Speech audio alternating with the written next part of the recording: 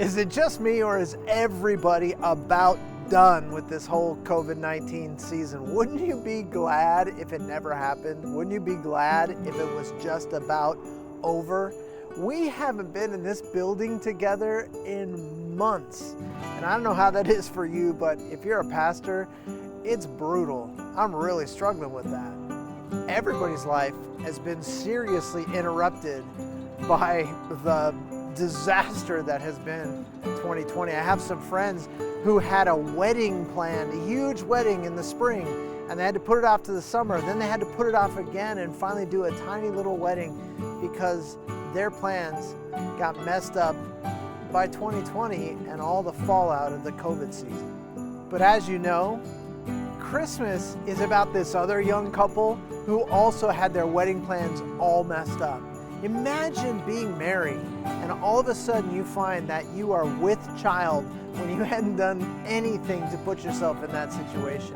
Imagine being Joseph and realizing that the plans that you had for this woman you're about to marry has been shot. The interesting thing is that now we know the Christmas story, and we know that this massive interruption to Mary and Joseph's life was actually God doing the greatest thing He has ever done to save the world. Guys, Christmas is about God intervening to do something great.